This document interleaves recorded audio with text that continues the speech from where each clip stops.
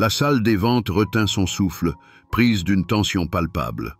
D'un côté, le prince Charles, héritier du trône britannique, agissant au nom de la couronne. De l'autre, la dernière reine d'Hollywood, Elizabeth Taylor. L'enjeu n'était pas une simple gemme, mais un fragment de la plus grande histoire d'amour et d'abdication du XXe siècle. Le prix s'envole vers les cieux, mais le prince est contraint de battre en retraite. C'est Taylor qui l'emporte, déclarant plus tard avec aplomb « La duchesse voulait que cette broche m'appartienne ». Quelle était donc cette magie? Quel secret recelait ces plumes serties de diamants pour faire reculer un futur roi et pousser une diva du cinéma à croire en une connexion mystique au-delà du temps? Aujourd'hui, nous allons séparer l'éclat du mythe d'enchère de l'histoire authentique et découvrir pourquoi cette broche est devenue le symbole non seulement du pouvoir royal, mais aussi d'un amour interdit, un amour qui a coûté un trône. Pour saisir la véritable portée de cette broche, nous devons nous transporter au cœur des années 1930. Le monde était alors au seuil de grands bouleversements, mais dans les salons de la haute société de Londres et de Paris régnait encore une atmosphère d'insouciance ostentatoire.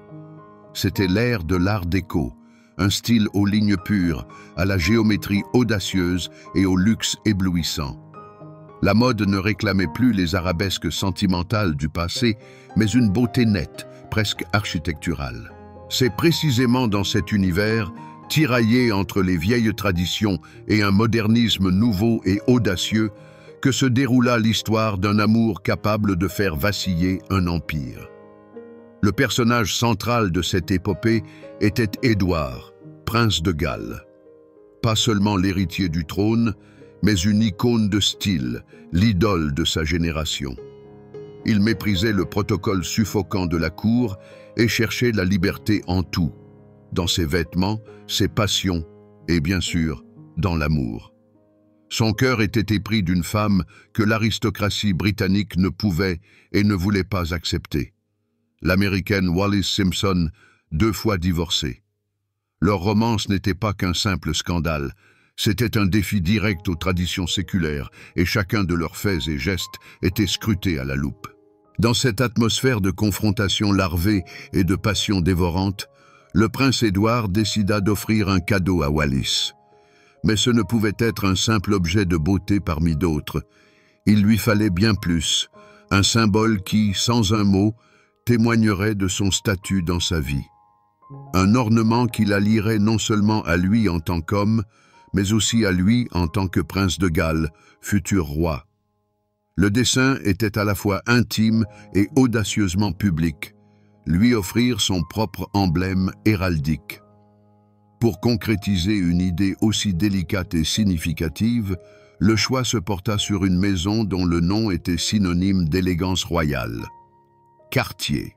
Les joailliers de cette maison étaient des virtuoses du style Art déco. Ils savaient, mieux que quiconque, transformer le platine et les diamants en des chefs-d'œuvre froids, mais chargés d'une passion secrète. La commande du prince de Galles n'était pas seulement prestigieuse, elle était emblématique. Créer le symbole personnel de l'héritier du trône pour sa compagne officieuse, une tâche qui exigeait non seulement une maîtrise technique, mais aussi un tact absolu. Le design s'inspirait d'un symbole ancien, les 3 plumes d'autruche, emblème des princes de Galles depuis le Moyen Âge. Ce signe avait, des siècles durant, incarné le devoir, l'honneur et la filiation directe au trône. En l'offrant à Wallis sous la forme d'une broche sertie de diamants, Édouard posait un geste sans précédent. Il partageait avec elle une part de son essence royale, tressant son nom dans l'histoire de la monarchie britannique bien avant que le monde ne connaisse sa décision finale. Ainsi, la naissance de ce chef-d'œuvre ne fut pas dictée par un événement d'État, mais par un drame personnel. La broche ne fut pas conçue comme une parure de cérémonie, mais comme un serment secret, une preuve tangible d'un amour plus précieux que la couronne. C'était un manifeste, coulé dans le platine, destiné à cette seule et unique femme qui allait très bientôt changer le cours de l'histoire. Oublions un instant l'histoire et posons notre regard sur la broche elle-même avec les yeux d'un joaillier. Nous avons devant nous la quintessence du style Art déco, incarné par les maîtres de quartier. Ce n'est pas un ornement doux et romantique de l'époque victorienne, c'est un manifeste froid, d'une précision presque mathématique. La base est en platine, un métal que les joailliers des années 1930 appréciaient pour sa robustesse, sa pureté et sa capacité à devenir presque invisible, cédant ainsi la vedette aux pierres. Au centre de la composition trônent les 3 célèbres plumes, mais elles sont dépouillées de leur douceur naturelle. Les joailliers de quartier les ont transformées en éléments sculpturaux, presque architecturaux. La plume centrale, légèrement surélevée au-dessus des 2 latérales, crée une symétrie parfaite. Pour recréer la structure des plumes, les maîtres ont utilisé leur technique favorite.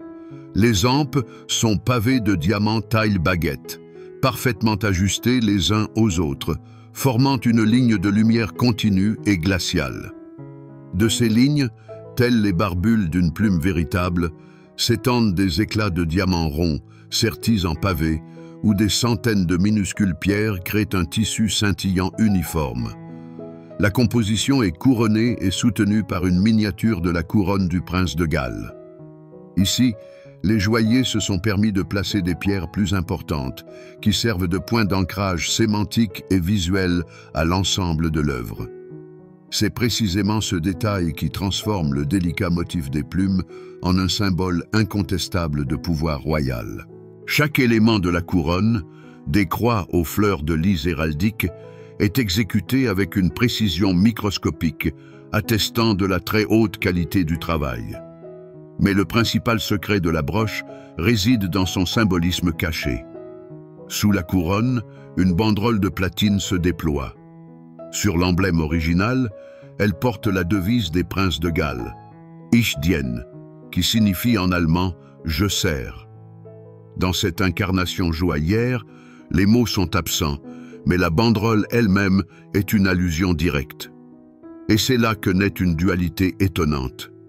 La devise, qui signifie le service à la couronne et au peuple, se transforme, sous la forme d'un cadeau à la femme aimée, en un serment de service envers elle. Édouard, comme pour dire « Mon service, mon devoir, mon titre, tout cela est désormais lié à toi ». Imaginez que vous teniez cette broche en main. Vous ressentiriez son poids agréable et rassurant, le poids du platine et de plus de 200 diamants de la plus haute qualité. Le métal serait frais au toucher, mais les pierres, sous la lumière, s'embraseraient instantanément d'un feu intérieur, projetant autour d'elles des étincelles irisées. Vous entendriez le cliquetis net et sûr du double fermoir épingle, le son de la sécurité et de la mécanique impeccable de Cartier. Techniquement, cette pièce est irréprochable. La monture est réalisée avec une telle maestria qu'on croirait que les diamants flottent dans les airs, retenus par une force invisible. C'est le summum de l'artisanat, où le labeur minutieux du joaillier devient absolument imperceptible, ne laissant au spectateur qu'une pure impression de lumière et de forme. Ainsi, l'anatomie de ce trésor n'est pas une simple énumération de matériaux, c'est un message chiffré. Chaque diamant taille baguette est une ligne d'une lettre, chaque pierre ronde est une émotion. Le platine froid est l'inaccessibilité de la cour britannique, et l'éclat inépuisable des diamants est la force d'un amour capable de faire fondre même la glace des traditions monarchiques. La première apparition publique de la broche ne fut pas liée à une réception d'État ou à un couronnement. Son triomphe fut silencieux, mais non moins retentissant. Il se déroula dans le monde clos de la haute société britannique, où les regards sont plus acérés que des poignards et où un murmure dans le dos peut ruiner une réputation. Imaginez l'une de ces soirées londoniennes scintillantes du milieu des années 30. La salle est pleine d'aristocrates dont les ancêtres ont servi le trône pendant des siècles. L'air est électrisé par une tension inexprimée. Tous attendent l'apparition de l'héritier du trône et de sa compagne américaine. Et puis, ils entrent. Wallis Simpson, comme toujours, était l'incarnation d'une élégance stricte. Elle ne portait pas de robe somptueuse, digne d'une future reine. Au contraire, elle avait choisi une robe sombre, simple, presque sculpturale, signée Schiaparelli, qui soulignait sa silhouette fragile et servait de toile de fond parfaite. Elle ne cherchait pas à imiter la noblesse britannique avec ses tiares de famille et ses perles. Son style était son arme, moderne, audacieux et empreint d'une assurance absolue. Toute sa personne dégageait un calme froid, défiant les regards désapprobateurs. Les regards glissaient sur elle, cherchant le moindre défaut, puis s'arrêtaient net. Sur le tissu sombre de la robe, juste au-dessus du cœur, brillait une étincelle aveuglante de diamants. Au début, ce n'était qu'une tache de lumière, mais lorsque les yeux s'y habituaient, une prise de conscience choquante survenait. Ce n'étaient pas de simples plumes dans le style animalier alors en vogue. C'était un emblème. L'emblème du prince de Galles. Son symbole personnel, sacré, qui ornait désormais la robe d'une Américaine divorcée. À cet instant précis, la broche cessa d'être un simple bijou pour devenir un manifeste politique. C'était le sceau royal par lequel Édouard marquait tacitement sa femme, la plaçant sous sa protection et la proclamant comme son territoire. Pour Wallis, ce bijou devint une armure. Non seulement il complétait son allure, mais il lui conférait un statut inébranlable. Chaque diamant en lui clamait « Je suis son choix, jugez-moi si vous l'osez ». L'onde de choc qui traversa la salle était presque palpable. L'admiration pour le talent des joailliers se mêlait à l'horreur mal dissimulée de l'aristocratie. L'envie des femmes, rêvant de l'attention du prince, s'entremêlait avec le murmure indigné des courtisans, voyant dans ce geste un sacrilège et une menace pour la monarchie. Ce n'était pas juste la première sortie mondaine d'un ornement. C'était le premier coup de feu dans une guerre non déclarée entre l'amour et le devoir. Une guerre qui allait très vite conduire à une crise constitutionnelle et à une abdication. Ce soir-là, les plumes de diamant affirmèrent pour la première fois leur rôle historique, celui de symbole du plus grand scandale royal du siècle. Après l'abdication et l'exil, une nouvelle vie commença pour le duc et la duchesse de Windsor. Ils créèrent leur propre cour à Paris, brillante et impeccable, devenue un haut lieu pour l'élite mondiale.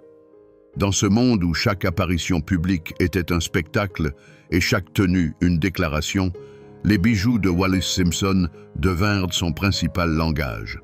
Et parmi tous les trésors de sa légendaire boîte à bijoux, la broche aux plumes du prince de Galles occupait une place tout à fait particulière.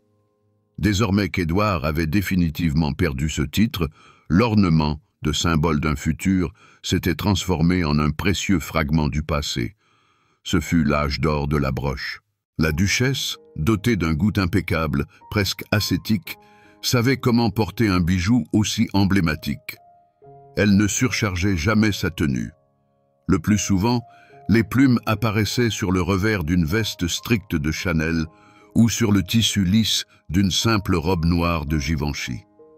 Ce fond minimaliste faisait briller les diamants avec encore plus de force et le symbole héraldique parlait encore plus fort. Dans sa manière de la porter, la broche n'était pas une démonstration ostentatoire de richesse. C'était une marque distinctive, presque une décoration, qu'elle portait avec fierté et une pointe de défi. Pour la duchesse, cette broche était le talisman de leur destin commun.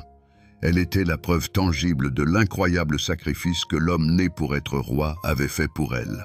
Quand elle l'épinglait à sa robe, ce n'était pas un simple geste de mode. C'était un rituel quotidien, une confirmation de leur union, un dialogue silencieux avec son mari.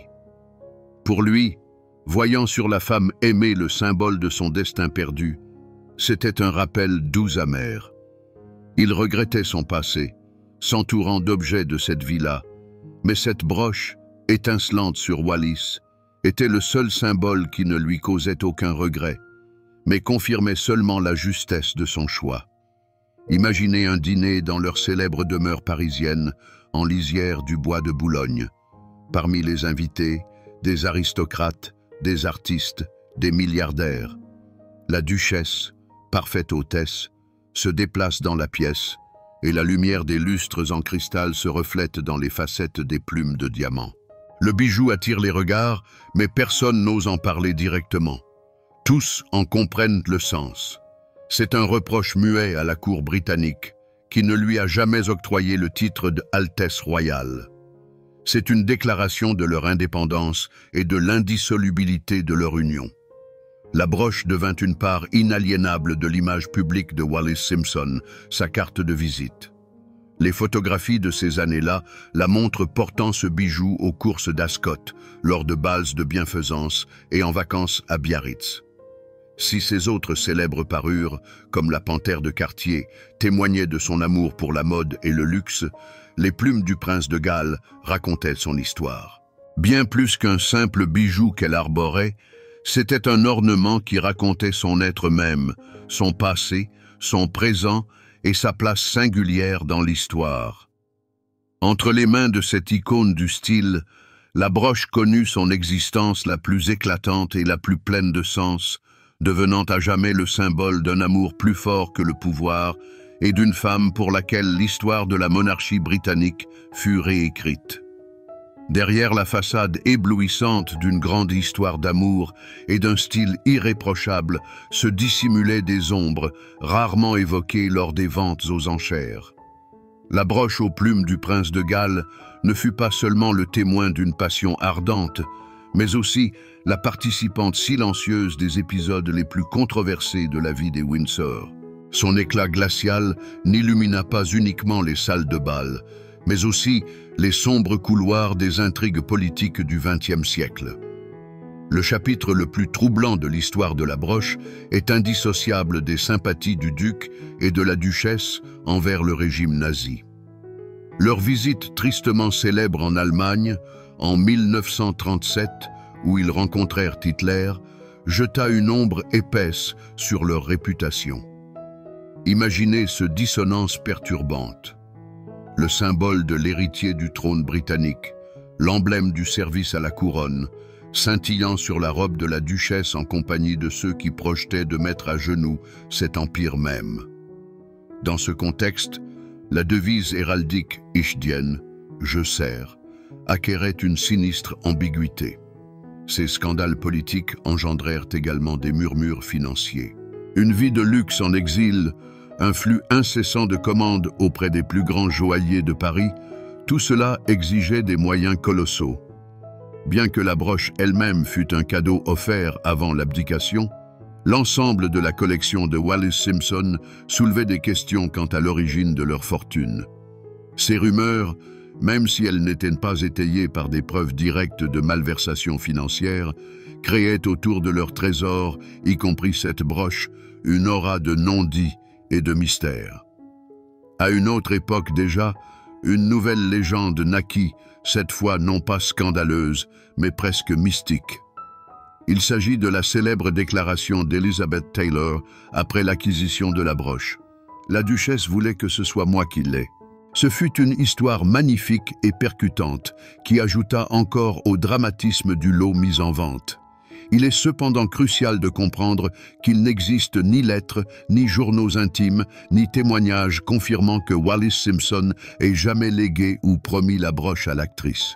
Il s'agissait très probablement d'un beau mythe créé par Taylor elle-même. Elle croyait sincèrement en sa connexion spirituelle avec la duchesse, et cette foi lui donna la force de se battre pour le bijou jusqu'au bout. Ainsi, l'histoire de cette broche n'est pas aussi simple et romantique qu'il pourrait y paraître au premier abord.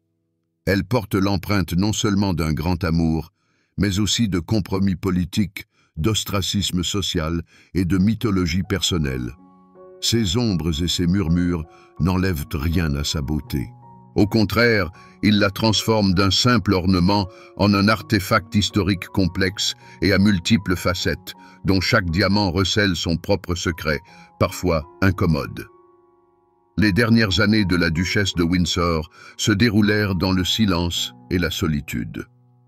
La cour parisienne brillante qu'elle et le duc avaient créée s'était éteinte. Après le décès de son époux, Wallis apparut rarement en public, et ses légendaires joyaux demeurèrent la plupart du temps dans un coffre-fort. Les plumes de diamant, jadis symbole d'audace et d'un amour inébranlable, s'étaient figées dans la tente. Avec le départ de leur propriétaire en 1986, ce ne fut pas seulement une vie qui prit fin, ce fut une époque entière qui s'acheva, pleine de fastes, de scandales et de grandes passions. Après la mort de la duchesse, ses dernières volontés furent exaucées. Toute la collection de bijoux, devenue la chronique de sa vie, devait être vendue aux enchères chez Sotheby's, et les fonds récoltés reversés à l'Institut Pasteur. Ainsi, la broche, aux côtés d'autres trésors, entreprit son dernier voyage, passant de l'intime au domaine public. De talisman, elle se mua en lot d'enchères. Elle fut photographiée, décrite dans un catalogue, expertisée. Sa courte vie dans l'ombre fut une période d'inventaire froid et objectif, précédant la tempête. Et la tempête éclata à Genève en avril 1987. L'atmosphère dans la salle des ventes était électrisée à l'extrême. Ce n'était pas une simple vente aux enchères, c'était le partage d'un héritage historique. Lorsque la broche du prince de Galles fut apportée sur son coussin de velours, la salle se tut. Ce n'étaient pas de simples collectionneurs qui se disputaient ce symbole. Deux forces puissantes entrèrent en lice. L'ancien monde, incarné par la couronne britannique, désireuse de rapatrier cet objet emblématique au sein de la famille, et le nouveau monde, représenté par la reine d'Hollywood, Elizabeth Taylor. La tension s'intensifiait à chaque panneau levé. Ce n'était pas un duel de fortune, mais une joute de symboles. Le prince Charles, agissant par l'entremise de ses représentants, souhaitait corriger une anomalie historique et peut-être offrir la broche à son épouse, la nouvelle princesse de Galles, Diana. Elizabeth Taylor, quant à elle, luttait pour un objet qu'elle estimait sien de droit spirituel. Les enchères s'envolèrent, atteignant une somme astronomique. À un certain moment, les représentants du prince baissèrent les bras. Le coup de marteau retentit comme un accord final. L'ère de Wallis Simpson s'achevait ainsi, de manière définitive. Une nouvelle existence s'ouvrait pour les plumes de diamant. Le bijou ne fit pas que changer de propriétaire. Il passa d'une légende à l'autre, signant un retour triomphal sur la scène mondiale. Si son écrin avait été auparavant les salons aristocratiques feutrés, les tapis rouges et les crépitements des flashs l'attendaient désormais. La nouvelle gardienne de ce trésor fut Elizabeth Taylor, une femme qui, à l'instar de Wallis Simpson, avait connu l'adoration planétaire et l'opprobre public pour un amour considéré comme proscrit. Ce ne fut pas une simple acquisition, mais un passage de flambeau symbolique. Cette transition transforma radicalement l'interprétation du bijou. Entre les mains de la duchesse de Windsor, elle était un fragment du trône, le symbole intime et presque douloureux du sacrifice et de l'abdication. C'était une histoire de politique, de pouvoir et d'exil. Dans la collection d'Elizabeth Taylor, la broche se mua. Elle devint une relique de grand destin féminin, un talisman pour ces femmes qui avaient osé placer l'amour au-dessus de la bienséance sociale. La politique s'effaça au second plan, cédant la place à un mythe pur et concentré sur la puissance de la passion. La broche cessa d'être un reproche à la monarchie britannique pour se muer en hymne à tous les cœurs insoumis. La manière de la porter fut également transformée. L'élégance rigoureuse et mesurée de Wallis céda la place au glamour hollywoodien de Taylor. L'actrice, qui adorait les bijoux imposants et spectaculaires, arborait les plumes de diamant avec une décontraction royale qui lui était propre. Elle pouvait rehausser un somptueux cafetan lors d'un gala de bienfaisance à Los Angeles ou orner une robe de velours lors d'une cérémonie de remise de prix. Le joyau, habitué à la lumière tamisée des lustres parisiens, scintillait désormais sous des projecteurs éblouissants, et ce nouvel éclat lui conférait encore plus de brillance et d'audace. C'est précisément à cet instant que la valeur de la broche atteignit son apogée absolu. La somme de 565 000 $ déboursée en 1987 n'en était qu'un reflet financier. Sa valeur intrinsèque devint inestimable. Désormais, sa provenance, son histoire de propriété était absolument singulière. Créée pour un futur roi, offerte à une duchesse sulfureuse et arrachée à la couronne par une reine d'Hollywood, une telle biographie transforma la broche d'un simple bijou en un artefact culturel d'envergure planétaire. Pour Elizabeth Taylor, ce bijou n'était pas qu'un investissement. C'était un trophée, la confirmation de sa propre conviction que les grandes parures devaient appartenir à ceux qui étaient capables d'en saisir l'histoire et la passion qu'elle recelait. Elle conserva précieusement la broche pendant des décennies, en faisant l'une des perles de sa propre collection, non moins mythique. Ainsi débuta le second âge d'or des plumes de diamant, qui leur conféra définitivement le statut de légende impérissable. Avec le décès d'Elizabeth Taylor en 2011, le monde retint son souffle. Sa collection légendaire, réunie avec amour et passion, devait de nouveau être soumise au verdict du marteau d'enchères. La vente chez Christie's devint l'événement mondain et culturel majeur de l'année, la vente du siècle. Et lorsque les plumes de diamant brillèrent à nouveau sur le velours, il devint évident que le dernier chapitre de leur histoire publique s'écrivait sous nos yeux. La bataille pour le lot fut brève, mais acharnée. Le coup de marteau final entérina un nouveau prix, stupéfiant, 1 314 500 $. Cette somme dépassait de plus du double celle déboursée par Taylor elle-même. Mais le nom du nouveau propriétaire demeura un secret. Aujourd'hui, la broche du prince de Galles fait partie d'une collection privée et anonyme. Elle a disparu des tapis rouges et de la chronique mondaine, s'est retirée dans le silence et la sécurité d'un coffre-fort, devenant un objet presque mythique. Ce passage entre les mains d'un collectionneur inconnu marqua le point culminant de sa métamorphose. Le bijou cessa définitivement d'être un simple accessoire. Après avoir été porté par deux icônes si marquantes du XXe siècle, il acquit le statut de relique. On ne peut plus simplement l'arborer lors d'une réception.